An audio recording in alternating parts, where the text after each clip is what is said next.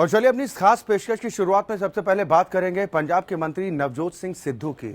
सिद्धू के टीवी पर काम करते रहने पर अड़े रहने से अब विवाद बढ़ता जा रहा है और आज यही है हमारा केस ऑफ द डे। लेकिन केस ऑफ द डे से पहले डालते हैं कुछ और अहम खबरों पर नजर। बाबरी मस्जिद गिराने के मामले में सुप्रीम कोर्ट ने सभी पक्षों से लिखित में ज्ञापन सौंपने को कहा है। मामले की सुनवाई अब 2 सप्ताह के बाद की जाएगी। इस मामले में बीजेपी के वरिष्ठ नेता लाल कृष्ण आडवाणी, कल्याण सिंह, मुरली मनोहर जोशी, उमा भारती और विनय कटियार समेत 13 नेताओं पर आपराधिक साजिश का आरोप है। सुप्रीम कोर्ट इन सभी नेताओं के खिलाफ आपराधिक साजिश रचने के आरोप हटाए जाने के मामले पर सुनवाई कर रहा है। सुप्रीम कोर्ट सीबीआई की उस याचिका पर सुनवाई कर रहा है जो मई 2010 के इलाहाबाद हाईकोर्ट के फैसले के खिलाफ दायर की गई। हाईकोर्ट ने अपने फैसले में मस्जिद के गिराने में आडवाणी और अन्य पर आपराधिक षड्यंत्र के आरोप को खारिज कर दिया था। सीबीआई की याचिका पर सुप्रीम कोर्ट ने 31 मार्च 2015 को आडवाणी, जोशी, उमा भारती, कल्याण सिंह समेत सभी आरोपियों को नोटिस जारी किया था। पिछली सुनवाई में सुप्रीम कोर्ट ने कहा था कि केवल तकनीकी आधार पर इनको राहत नहीं दी जा सकती और उनके खिलाफ साजिश का मुकदमा चलना चाहिए। आपको बता दें कि पिछले सुनवाई के दौरान सुप्रीम कोर्ट ने लखनऊ और रायबरेली के मुकदमों को एक ही कोर्ट में चलाने का सुझाव दिया था। अगर ऐसा किया जाता है तो बीजेपी के वरिष्ठ नेता लाल कृष्ण आडवाणी, उमा भारती, कल्याण सिंह जैसे कई बड़े नेताओं को साजिश की धारा में मुकदमे का सामना करना पड़ सकता है। आपको यह भी बता दें कि लखनऊ का मामला ढांचा गिराए जाने से जुड़ा है, जबकि रायबरेली का मामला भीड़ को उकसाने का है।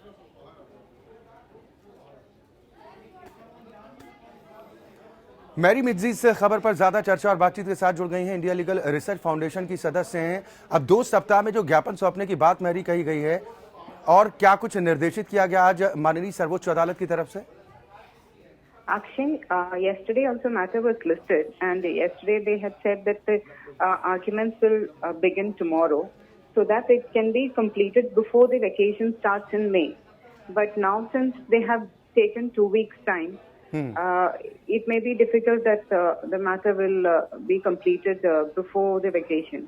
But the court also told them to all the parties to file written submissions so that they can expedite the matter and hear it at the and finish it before the vacation. But I don't think if they are only starting to hear the matter on 6th of April, it may not get over before vacation. नहीं, पिछली सुनवाई की अगर मेरी बात की जाए तो सुप्रीम कोर्ट ने कहा था कि केवल तकनीकी आधार पर इनको राहत नहीं दी जा सकती और उनके खिलाफ साजिश का मुकदमा चलना चाहिए। इस पर भी आज कोई टिप्पणी की गई है? नहीं, today there was no arguments on that. But court said you file the written submissions and they'll hear it and then they'll decide. So today they did not go into the merits of the matter. They only given time because the counsel for the respondent was held up in another part-heard matter and said he will take 10 more days for completing that matter, then only he'll be able to appear in this court.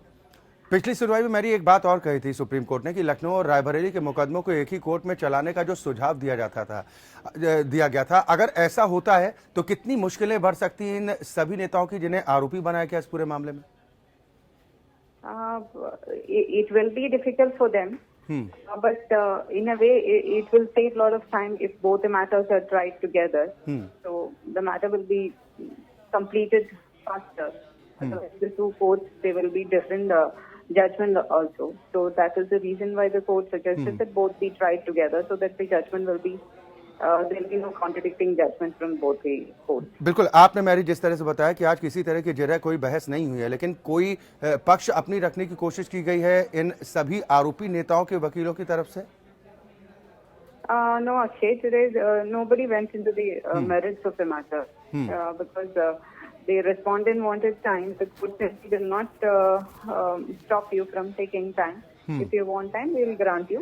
But the only thing is that you need to file the written submission. Everybody, all the parties need to file. ये जो सभी पक्षों से ज्ञापन की मांग की गई है कि सभी पक्ष अपना ज्ञापन 2 सप्ताह तक सौंपे, तो इसको लेकर क्या कुछ रिएक्शन दिए गए हैं कि 2 सप्ताह के भीतर वो ये ज्ञापन सौंपेंगे सर्वोच्च अदालत के सामने? Yeah, all the parties said that they'll submit it before the April 6th. चलिए, बिल्कुल, बहुत शुक्रिया मैरी इस खबर पर तमाम जानकारी और बातचीत के लिए। तो सभी पक्षों से लिखित ज्ञापन देने को कहा है और इस पूरे मामले को लेकर अब जो अगली सुनवाई है वो 2 सप्ताह के बाद की जाएगी। वहीं कलकत्ता उच्च न्यायालय के न्यायाधीश न्यायमूर्ति C.S. कर्णन दिल्ली समेत 4 शहरों में भूख हड़ताल करेंगे। वो भूख हड़ताल के जरिए मांग करेंगे कि उनके प्रशासनिक और न्यायिक कार्य बहाल किए जाएं और उनके खिलाफ शुरू की गई अवमानना की कार्रवाई को वापस लिया जाए। न्यायमूर्ति कर्णन के वकील W. पीटर रमेश कुमार ने कहा कि न्यायमूर्ति कर्णन ने नई दिल्ली में राष्ट्रपति भवन के सामने या फिर रामलीला मैदान में भूख हड़ताल करने का फैसला किया है। उन्होंने कहा कि न्यायमूर्ति कर्णन के प्रशासनिक और न्यायिक कार्य की बहाली की मांग के लिए अनशन किया जाएगा। अनशन में ये मांग भी की जाएगी कि न्यायमूर्ति कर्णन को मुआवजे के तौर पर 14 करोड़ रुपए भी दिए जाएं। 16 मार्च को उच्चतम न्यायालय की 7 सदस्यों वाली पीठ को लिखे एक पत्र में न्यायमूर्ति कर्णन ने मुआवजे के तौर पर 14 करोड़ रुपए की मांग की थी। वकील ने बताया कि दिल्ली से पहले न्यायमूर्ति कर्णन चेन्नई, कोलकाता और लखनऊ में भूख हड़ताल करेंगे। वकील ने बताया कि भूख हड़ताल की तारीखें हालांकि अभी तय नहीं की गई है। जस्टिस कर्णन ने प्रधानमंत्री मोदी को चिट्ठी लिखकर सुप्रीम कोर्ट और हाई कोर्ट के कई मौजूदा और पूर्व जजों पर भ्रष्टाचार के आरोप लगाए थे।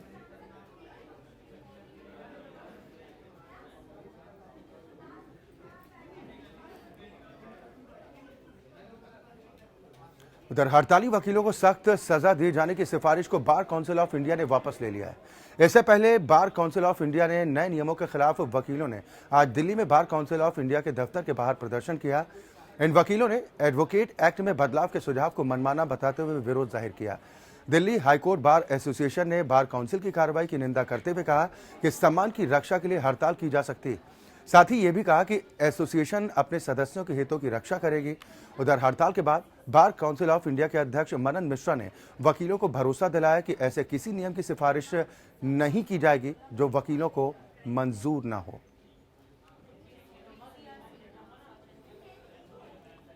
विवेक हमारे संवाददाता इस खबर पर ज्यादा चर्चा और बातचीत के साथ दिल्ली से जुड़ गए हैं। विवेक, फिलहाल क्या कुछ चल रहा है कि ये कहा जा रहा था कि औपचारिक तौर पर ऐलान भी इस बात का हो सकता है, क्या कुछ प्रक्रिया वहां पर देखने को मिल रही है? जी दरअसल ये जब प्रोटेस्ट स्टार्ट हुआ था, उन लोगों ने कहा कि मनन मिश्रा जो बीसीआई के चेयरमैन है वो हमारे सामने आए और हमसे बात करें, और जो उन्होंने रिकमेंडेशन दी है, जो उन्होंने क्या रिकमेंडेशन दी है, क्या कहा है उस रिकमेंडेशन में, ये हमें बताएं और क्लैरिफाई करें। तो जब ये प्रदर्शन कर रहे थे उस दौरान काफी उग्र होने के बाद मनन मिश्रा की तरफ से जवाब आया और वो बाहर निकल के आए ऑफिस से और उन्होंने कहा कि हम आपके साथ बैठेंगे, बात करेंगे और जो आपकी क्वेरीज हो उनको हम उसका जवाब देंगे। और इसके बाद उन्होंने तकरीबन 1.5 घंटे पहले उन्होंने ज्वाइंट प्रेस कॉन्फ्रेंस की। और इससे पहले मैं आपको बता दूं कि जब वहां पे ये प्रदर्शन चल रहा था उसी वक्त माइक से ही मनन मिश्रा ने कहा कि जो रिकमेंडेशन मैंने दी है उनको हम वापस लेंगे और एक नई रिकमेंडेशन देंगे जो हमारे आपके लिए मुफीद होगी, हम वही देंगे। इसके लिए उन्होंने एक ज्वाइंट प्रेस कॉन्फ्रेंस की थी और प्रेस कॉन्फ्रेंस के जरिए उन्होंने इस बात को भी मीडिया के सामने रखा था। जी विवेक, जो प्रदर्शन कर रहे थे अधिवक्ता, उनसे भी आपने बातचीत करने की कोशिश की होगी। अब जो ये कहा जा रहा है कि जो सिफारिश की गई थी वो सिफारिश वापस ली जाएगी, उसको लेकर आप किस तरह की प्रतिक्रिया निकल रही? जी, जैसे मैंने आपको बताया कि ये जब मनन मिश्रा बाहर आए और लोगों से बात की, जो हड़ताली वकील के लोगों से ये बात की, उन्होंने कहा कि हम कहीं बाहर से नहीं आए, हम आज की ही बात करेंगे, हम आज के लिए ही सोचेंगे, लेकिन इसके लिए हमें आपको बैठना पड़ेगा। तो जो हड़ताली वकील थे उन्होंने कहा कि मनन मिश्रा भी हमारे ही बीच हैं और वो हमारे हिसाब से। नहीं विवेक, जैसा कि आपने बताया, ये जो बैठक की बात आप कह रहे हैं कि बैठक हो सकती है, तो ये बैठक क्या आज ही प्रस्तावित होगी?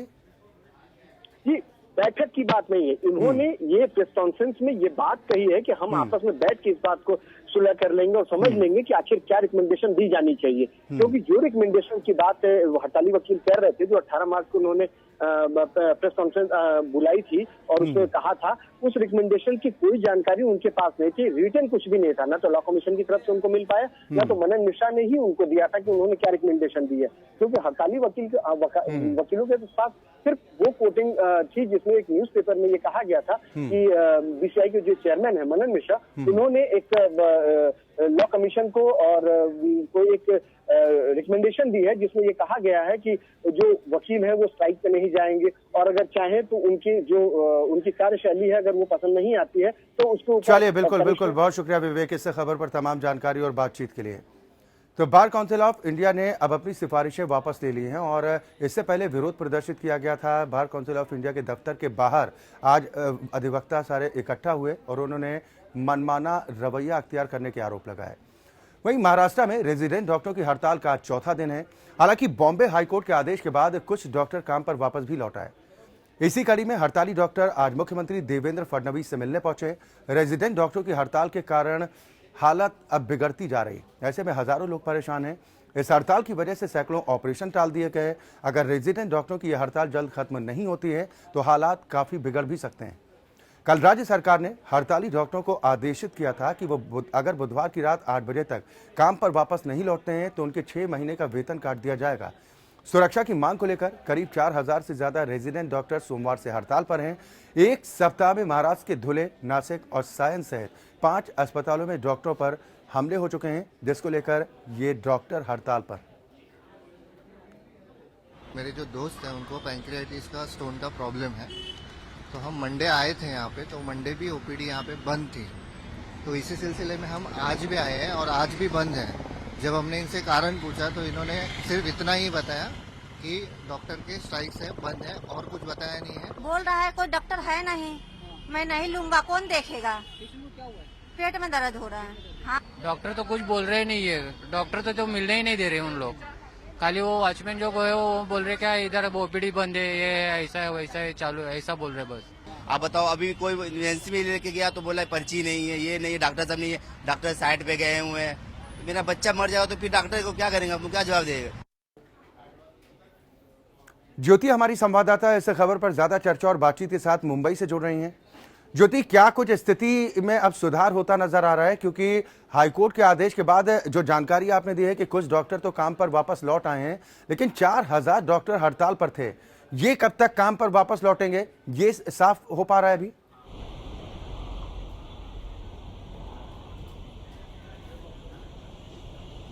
जी अक्षय, डॉक्टर्स हड़ताल पर थे और आज सीएम देवेंद्र फडणवीस के साथ एमआईसी और मार्ड ने बैठ के बातचीत की है और उस मीटिंग के बाद ये नतीजा निकला है। सरकार उनकी सभी शर्तों को मान चुकी है और तैयार है सुलह करने के लिए, जिसके बाद आधे डॉक्टर्स हड़ताल खत्म कर अपनी ड्यूटी पर लौट चुके हैं। और लेकिन अब तक ऑफिशियली अनाउंस नहीं किया गया इस बारे में अब जब वो एक प्रेस कॉन्फ्रेंस लेंगे उसके बाद ही वो कुछ ऑफिशियली अनाउंसमेंट करेंगे इस हड़ताल के खत्म होने की। जी अक्षय, बिल्कुल। मरीजों की परेशानियां तो लगातार बढ़ती जा रही थी। पिछले 4 दिनों की अगर बात की जाए ज्योति, जिस तरह से आपने तमाम अस्पतालों का जायजा भी लेने की कोशिश की है कि स्वास्थ्य सेवाएं किस तरह से प्रभावित हुई हैं। अब कुछ डॉक्टरों के हड़ताल से वापस आने के बाद कुछ सुधार दिखाई दे रहा है, कामकाज शुरू हो पाया, खासतौर पर ओपीडी का जिक्र हम कर रहे हैं।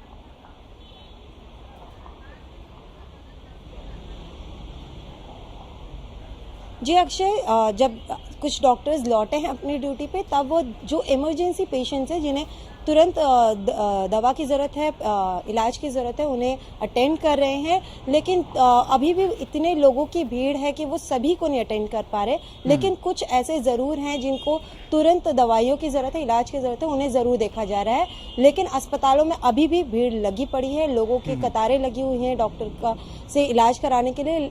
अब देखना ही होगा कि आज शाम तक जो बाकी डॉक्टर्स हैं वो कब तक अपनी ड्यूटी पर लौटते हैं। चलिए, बिल्कुल, बहुत शुक्रिया ज्योति इस खबर पर तमाम जानकारी और बातचीत के लिए। आप नजर बनाए रखिए, पल पल की अपडेट्स हम आपसे लेते रहेंगे। वहीं न्यायिक सुधार की दिशा में सुप्रीम कोर्ट जल्द ही कुछ ऐसे कदम उठाने जा रहा है जिससे अदालतों में मोटी फाइलों का जमाना अब खत्म हो सकता है। डिजिटलीकरण की दिशा में सुप्रीम कोर्ट के प्रधान न्यायाधीश जस्टिस JS खेहर ने कहा कि मोटी फाइलों में केस रिकॉर्ड जमा करने की प्रथा अब खत्म की जाएगी। अभी विशेष अनुमति याचिका दाखिल करते वक्त निचली अदालतों की पूरी कार्रवाई को लगाना पड़ता है। अब ये तैयारी की जा रही है कि निचली अदालतों और हाईकोर्ट ऐसे सभी रिकॉर्ड्स इलेक्ट्रॉनिक फॉर्म में उपलब्ध हो जाएं। जस्टिस खेहर के मुताबिक इस काम में 6 से 7 महीने का वक्त लग सकता है।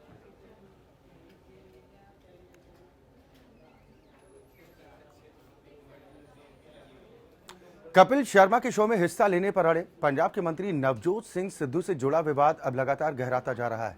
पंजाब सरकार ने इस मामले में अटॉर्नी जनरल से राय मांगी, लेकिन यह पहला मौका नहीं है जब कोई मंत्री किसी फिल्म या फिर टीवी सीरियल में काम कर रहा हो।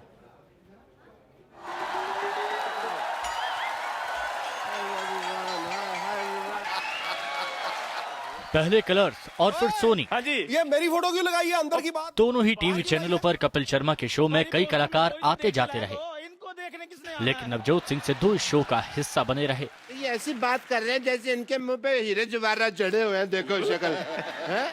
इस दौरान वो बीजेपी के सांसद की भूमिका भी निभाते रहे। बिल्कुल। तो उसके बाद तो फिर कपिल शर्मा हमारा इंटरव्यू लेंगे। लेकिन अब मंत्री बनने के बाद भी वो इस शो का हिस्सा बने रहने के इच्छुक है।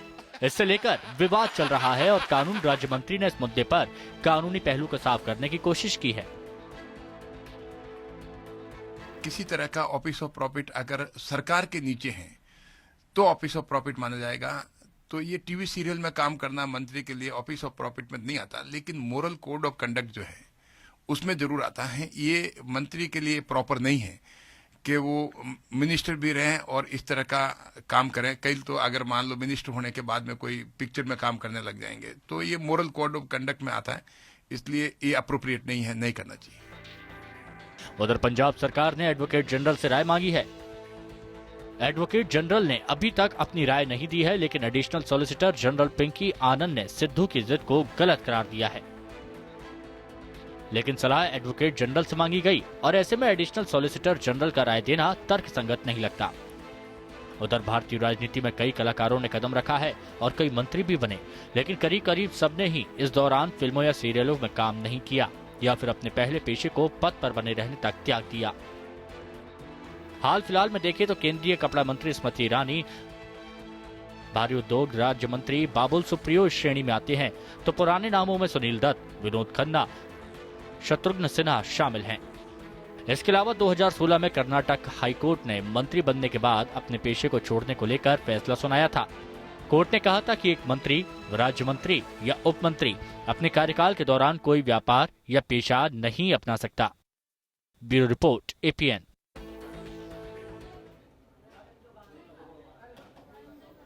या तो मंत्री बने नवजोत सिंह सिद्धू और उनके टीवी सीरियल से जुड़े विवाद अब लगातार गहराता जा रहा है। राय भी एडवोकेट जनरल से मांगी गई है।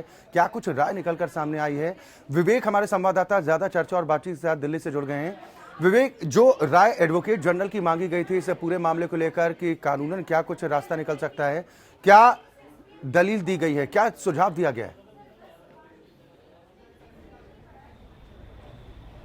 जी, दरअसल उनसे जवाब मांगा गया था, उनसे ये कहा गया था कि आप इसमें अपनी राय रखें कि क्या होना चाहिए।